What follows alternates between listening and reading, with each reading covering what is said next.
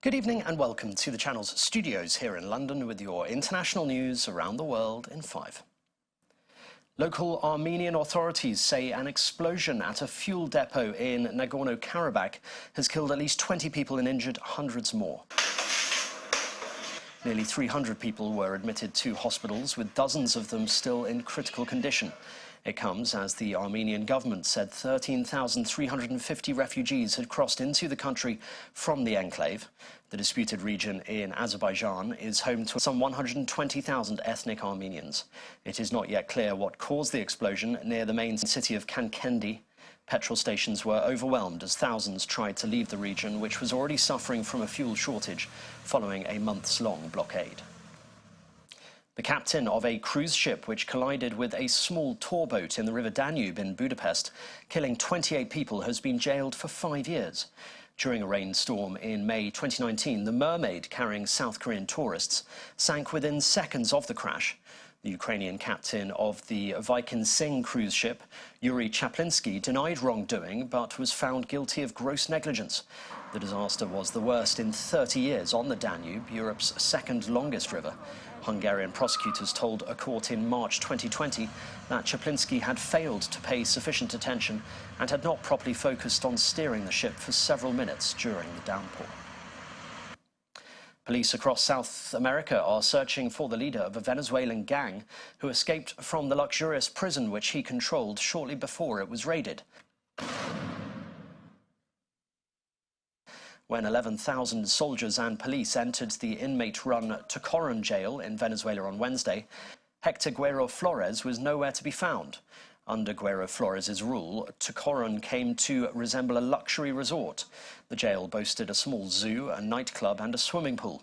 The 39-year-old from Aragua state in Venezuela has been in and out of Tocoron prison for more than a decade. Western Cape officials say missing people are feared dead after a devastating storm swept across the South African province, causing extensive damage and flooding.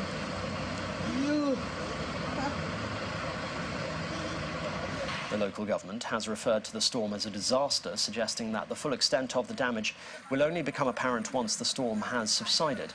The South African Weather Service has issued a orange level 9 warning, indicating the possibility of further flooding as the weather system moves east across South Africa. A prominent activist and lawyer made famous for his open calls for reform of Thailand's powerful monarchy has been sentenced to 4 years in prison for royal insults.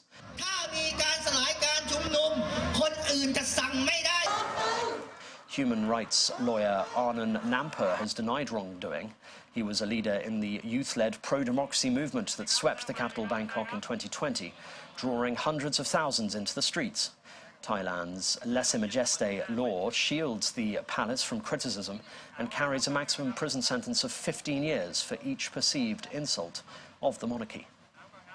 The Philippines says it has executed a special operation to remove a floating barrier installed by China at a prime fishing patch in the South China Sea.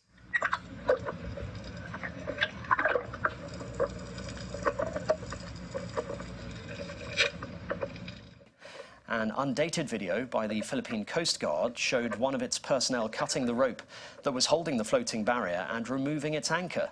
The Philippines expressed outrage after the Chinese Coast Guard started policing a long bull buoy barrier near the Scarborough Shoal, the site of years of intermittent flare-ups over sovereignty and fishing rights.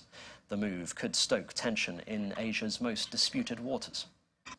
And sea ice that packs the ocean around Antarctica hit record low levels this winter, adding to scientists' fears that the impact of climate change at the southern pole is ramping up.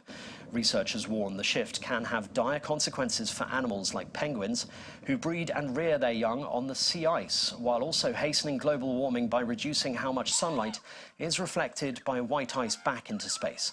The summer Antarctic sea ice extent also hit a record low in February, breaking the previous mark set in 2022. And that's your international news around the world in 5. Now back to the channel's studios in Lagos.